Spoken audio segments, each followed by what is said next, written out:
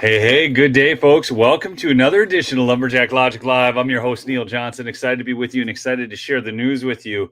Yes, big tragedy had occurred. I went to get my cup of coffee and somebody in the family had drank it all. So anyways, I'm sorry I was a little bit late there. But folks, great things are happening. And I just saw Keating Ulrich Simon's comment said, waited 5+ years for this. Haven't we all?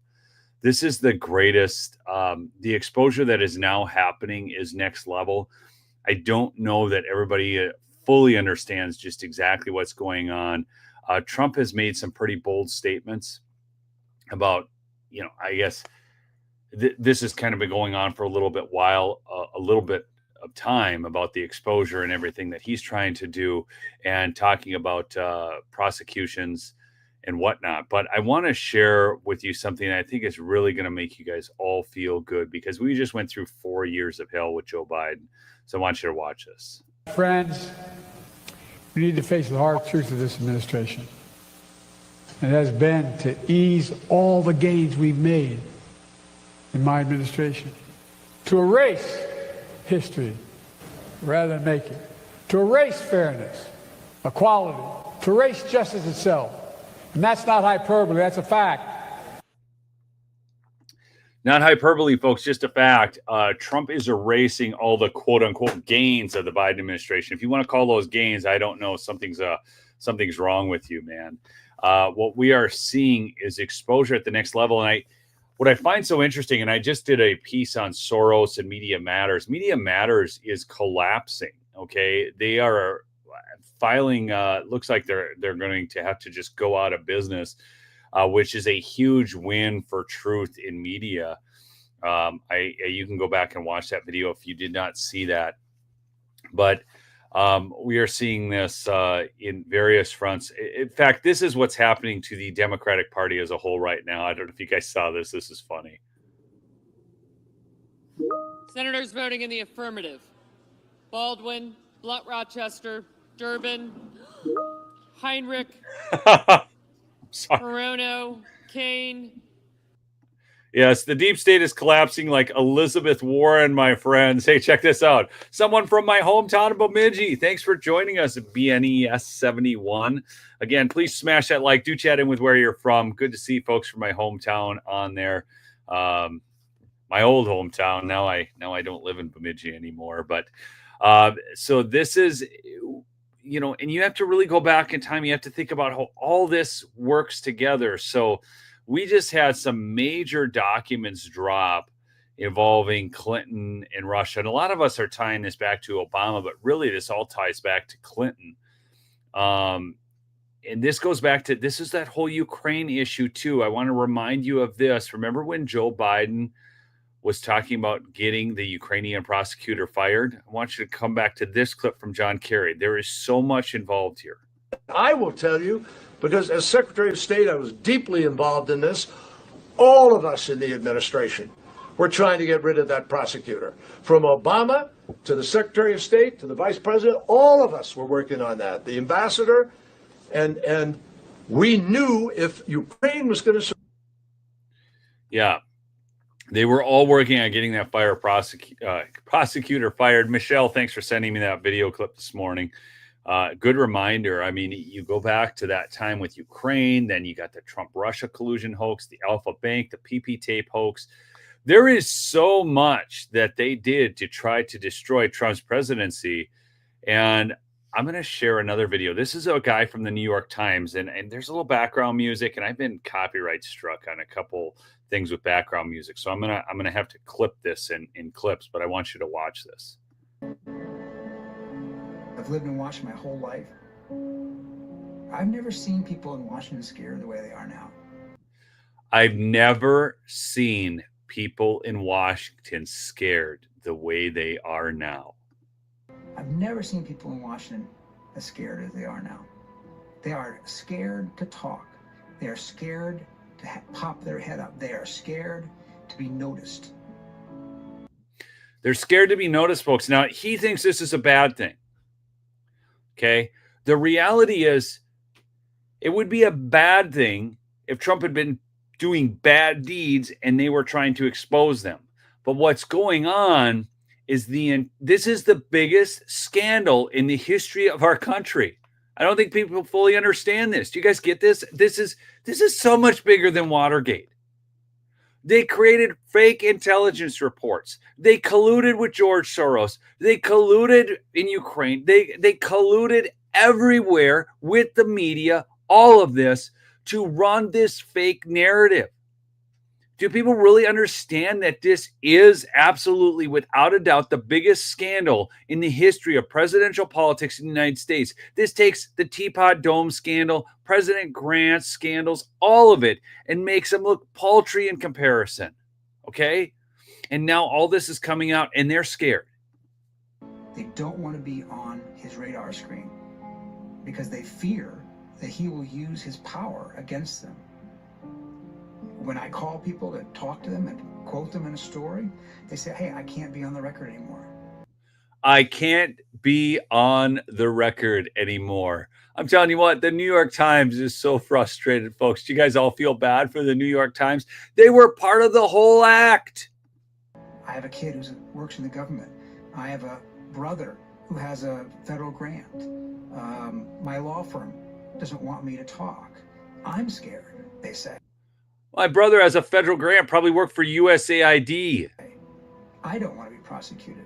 I've never seen that before in Washington. It's never been a situation where adversaries of the president, Democrat or Republican, felt afraid in the same way we're seeing now across the board. Yeah, folks, there is so much to unpack there. He's never seen this before. People that afraid in Washington, D.C. And I know, I've seen it all. I see all the comments, and I know, because you guys went through the whole deal with Hillary Clinton and the servers, and you don't think you'll ever see justice. Okay?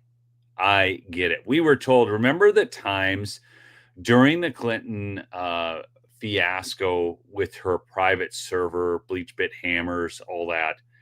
Do you remember how we kept getting these reports on Fox News like prosecutions were imminent? They were actually reporting this on mainstream news, that Hillary Clinton was going to get prosecuted. How many of you remember this? I mean, we went for like a full week of reports saying that Hillary Clinton was going to be prosecuted. Now, there were rumblings of it before, but then we got down to it. Do you guys all remember this? I mean, it was completely, she was supposed to be prosecuted. Okay. I saw something. Look at this. I'm sorry. Old Clint Eastwood movies have been therapeutic. Okay. So I watched the other night. I don't know how many of you have ever seen the movie Taken by Liam Neeson. Well, Liam Neeson's the actor, but the movie Taken. How many of you have seen Taken? Yes or no? I'm just curious. Well, I'm watching this, and so I have YouTube Premium, right? And then so I can watch these movies without commercials. So I watched, and that was free. It's free on YouTube right now. So whether you watch commercials with it or not, it is free, just so you know. So the movie Taken, and then there was Taken 2 popped into my feed saying, "Oh, you might be interested in this." It was already so late, but I just clicked it and watched it. Okay. I am just going 20 times at least, Hoplo. Really? Wow. Okay. That was therapeutic. I'm telling you what. So I watched both of them back to back. Very therapeutic seeing justice being met out upon these baddies. And this is what we want to see happen with these criminals in the United States government right now. And instead, we've got Trey Gowdy going on Fox News saying this. Pointed questions. Trey. Yeah, and unfortunately for Brennan, the same allergy to the truth that he has now. He is allergic to the truth. He lied in that part of his testimony, and he lied about whether or not the dossier was used in court filings. The statute's wrong, but to Leslie's point, handcuffs are not the only way we mete out accountability. What? Handcuffs are not the only way we mete out accountability? That's the accountability we're looking for. How many of you in my audience think Trey Crowdy's off his rocker? He was always weak anyways. But how many of you want to see Brennan in handcuffs? How many of you want to see Clinton in handcuffs? After what they did, after what is now coming out officially, you can say you always knew. but you did not have the communications that are now coming out that were just declassified by Senator Chuck Grassley. Okay? So just stop with all that. Oh, well, we already knew this. This is old news. It's not old news. This is new news. Just came out yesterday. Just declassified yesterday. The proof is the new news. So just shut up about all the things like, oh, we knew this all along. Good for you. Try to prosecute we knew in court. You gosh, some people. Okay, I'm going to settle down. I love you guys. But those kind of comments are so ridiculous. We have been engaged in a war for the last 8 years to get the truth out about things. And people are like, oh, we already knew that. What, because you deduced it? Good for you. And how many things have you deduced that you've been wrong on? No, this is the kind of exposure we need. This is the kind of information we need, and we need it in documentation that is admissible in a court of law, because they're doing everything under the color of law while they hide their real actions. Okay? We need to see handcuffs. This Trey Gowdy, what a fool. Listen to the rest of it. There's shame. There's history. It's not just prison. There are other ways we mete out accountability. And the fact that somebody's not wearing handcuffs does not, to me, think that what they did is okay. Because of course, it doesn't mean it's okay, Trey, but stop downplaying it. We need handcuffs. It wasn't. Byron, last word on this. You guys are going to come back later in the show, a couple other topics, but it is. Stuff like that really ticks me off. It really ticks me off. Okay, I want to see the resignations. I want to see the firings. But I am tired of these quote unquote elites. They're not elites. They're scavengers. They're like freaking ravens out there just devouring off the work of the people. It's just disgusts me so bad. It's, oh gosh, they're just global scavengers. They don't put in the work that you or I put into living life. Okay, even just the other day around here, I had to so many things have been let go, and my Quonset hut was falling apart. The shed was a disaster, things like that. So I grabbed my kids and we worked on getting all that cleaned up. And I've got a new cover coming for the Quonset hut, a nice one. It's supposed to last longer, but just things like that. They don't do that. You see, they just jet set around the world. Everybody does everything for them. They don't live a normal, real life. And then to hear that, it's just stupid. So, all right, let me just pull this in. Another major document release. This is what I'm talking about. So I want you to, this is from Racket News, Matt Taibbi. This is short read, but the long-awaited classified annex to Special Counsel John Durham's report is out. Iowa Senator Chuck Grassley announced this morning Senate Judiciary Committee today is making public the formerly classified appendix, the Durham Annex to John Durham's 2023 Special Counsel report. Contains previously classified information exposing a reported Clinton campaign to falsely tie Trump to Russia.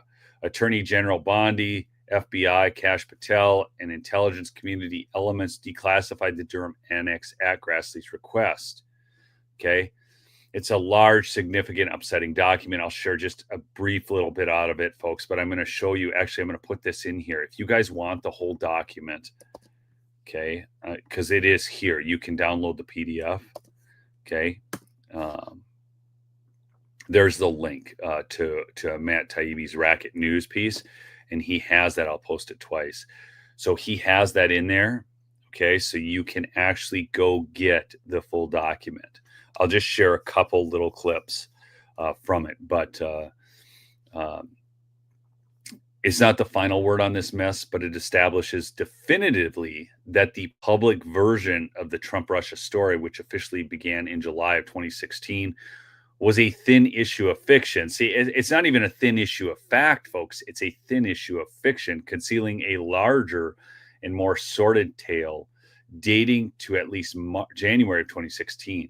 Just one sample involves a memorandum Russian analysts wrote in March of 2016 saying the DNC's opposition is focused on discrediting Trump. Among other things, the Clinton staff, with support from special services, is preparing scandalous revelations of a business relations between Trump and the Russian mafia. Remember, this is that whole Alpha Bay crap. Again, that's from March 2016, long before the official trigger for the FBI's investigation into Trump. There's more where this came from, and at minimum, it all should have been included in the background and future analysis. So this is where you can get the full report. All right. I want to go to this piece. Don't overlook Hillary Clinton. This is commentary by Kenan Spivak. Okay.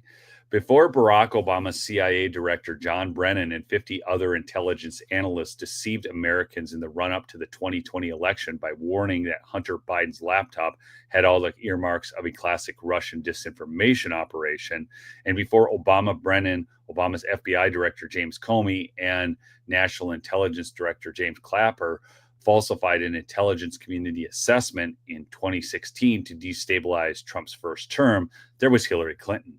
The media's focus these days is on President Trump's possible cameo in the so-called Epstein files. I've talked about this. This is why running down this road, there is a much bigger story that needs to be uncovered here. The bigger story is the biggest scandal in U.S. political history. Nothing can be done, folks, if we don't have free and fair elections, okay?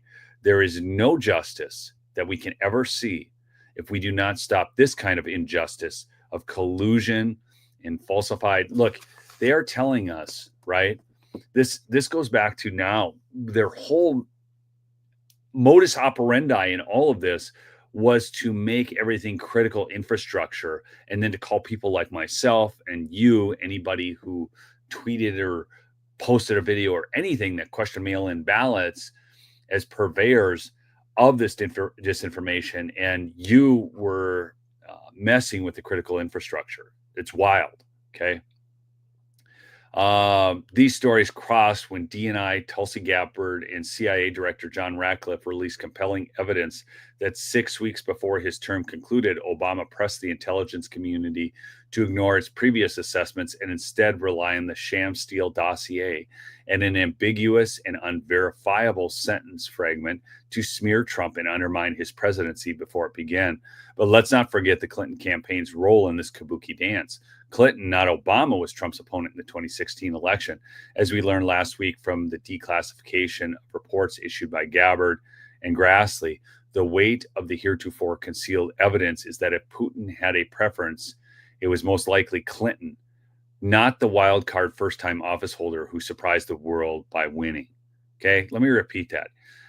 If Putin had a preference, it was most likely Clinton, not the wild card first-time office holder who surprised the whole world by winning.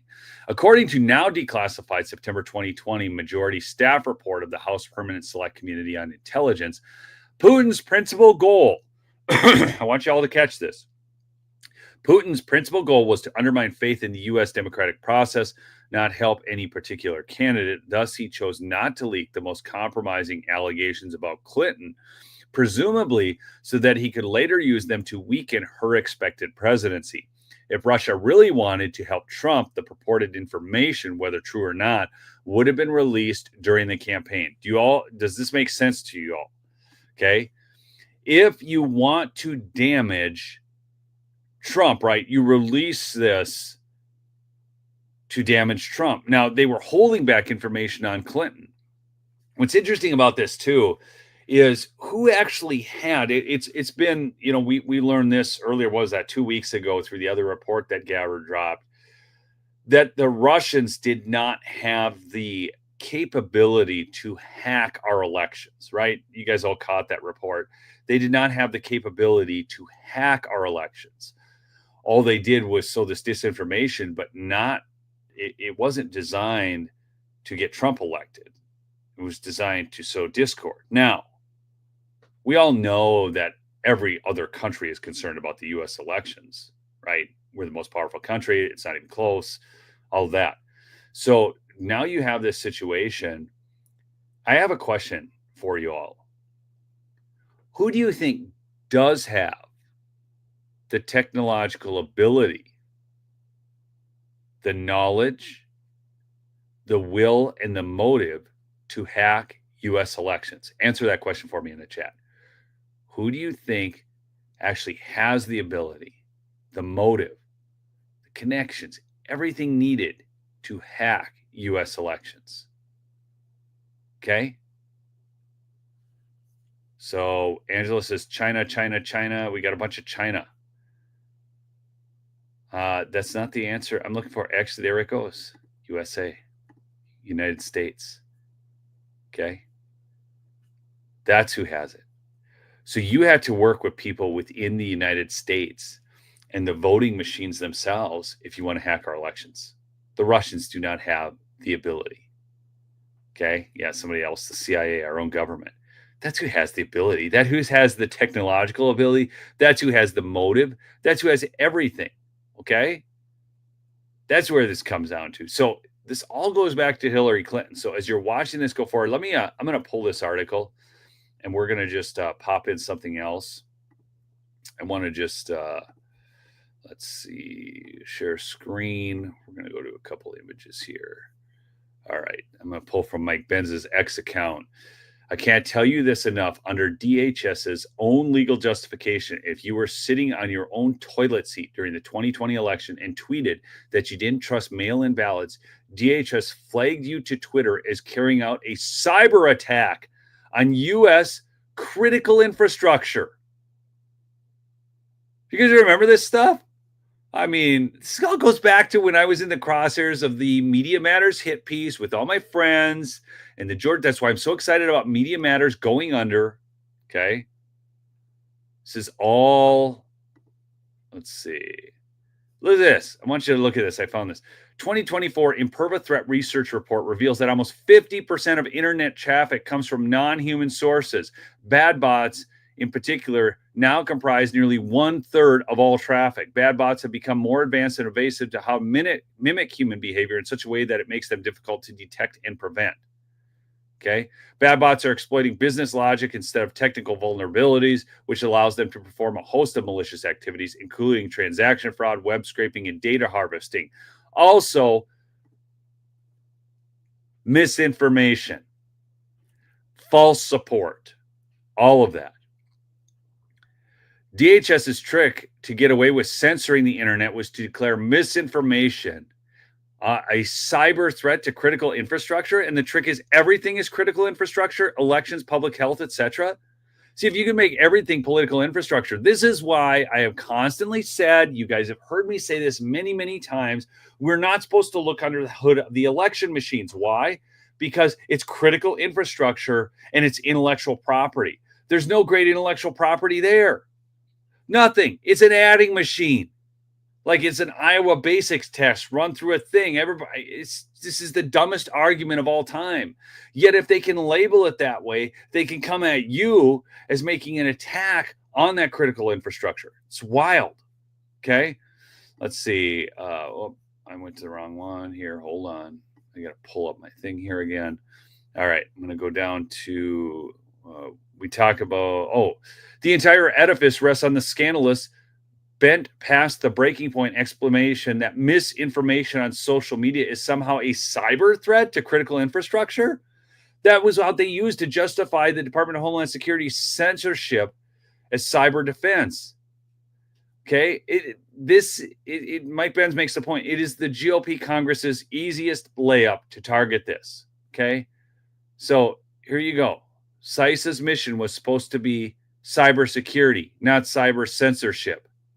CISA internet censorship power was justified by interpreting cyber threats and critical infrastructure beyond their hard physical meaning to encompass social media disinformation.